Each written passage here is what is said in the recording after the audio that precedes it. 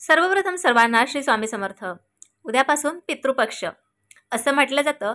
देवांचा जसा आपल्याला आशीर्वाद हवा असतो तसाच पितरांचा, आपल्या कुळदेवीचा सुद्धा आपल्याला आशीर्वाद हवाच असतो आणि तो खूप महत्त्वाचा असतो।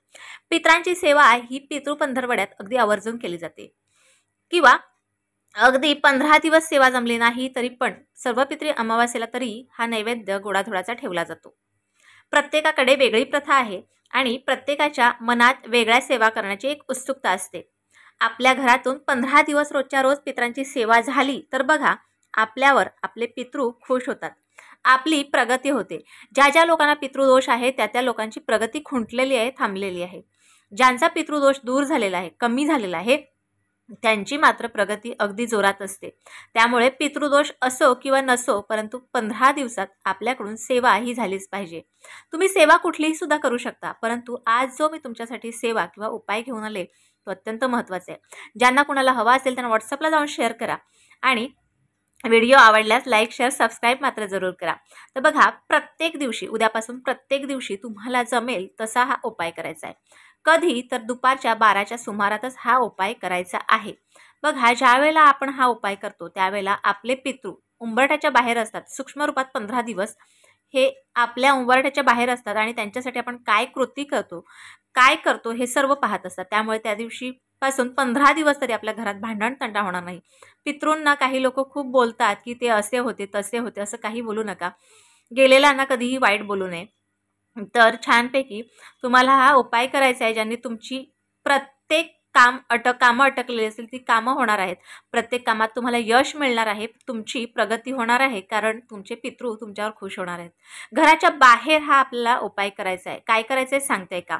अगदी मुठभर तांदूळ घ्यायचे आहेत आणि साखर किंवा मीठ न घालता ते व्यवस्थित शिजवून घ्यायचे। एखाद्या पिंपळाच्या किंवा वडाच्या पानावर किंवा पुठ्ठ्यावर घेतलेत तरीही चालेल। ते ऊद बरोबर काढून घ्यायची। अगदी चमचाभर आंबट दही ठेवायचं आणि चिमूटभर काळे तीळ अर्पण करायचे।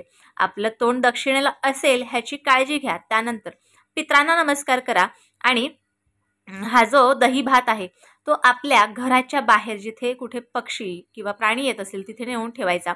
अगदीच नाही जमत असेल तर तुमच्या गच्चीवर किंवा खिडकीत ठेवा तरीही चालेल, परंतु घराच्या बाहेर ठेवा, उत्तमच राहील। तर तिथे जाऊन तुम्ही हा दही भात ठेवायचा। आल्यानंतर स्वच्छ हातपाय धुवायचे आणि बघा, ज्या वेळेला आपण हा उपाय करतो त्यावेळेला आपल्या घरातली निगेटिव्हिटी दूर होते। आपले पितृ आपल्याला भरभरून आशीर्वाद देत असतात। त्यामुळे कधीही पितरांचा ज्या वेळेला तुम्ही कुठलाही उपाय करत असाल त्यावेळेला अगदी घरातली निगेटिव्हिटी तर दूर होतेच, परंतु तुमच्या मनात जे काही निगेटिव्ह विचार चाललेले असतात ते सुद्धा दूर होतात। मन प्रसन्न होतं। आपल्या स्वतःलाच वाटतं की आपण आपल्या पितरांना अगदी थोडं का होईना पण खायला दिलेलं आहे। त्यामुळे हा उपाय न चुकता करा।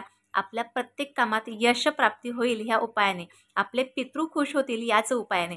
त्यामुळे हा उपाय तुम्हाला आवर्जून करायचा आहे। बाकी तुम्ही कुठलेही उपाय करू शकता, सेवा करू शकता, परंतु हा जो छोटासा उपाय आहे हा केल्याने नक्कीच तुम्हाला फरक जाणवून येईल। तर असेच 15 दिवस व्हिडिओ येणार आहेत।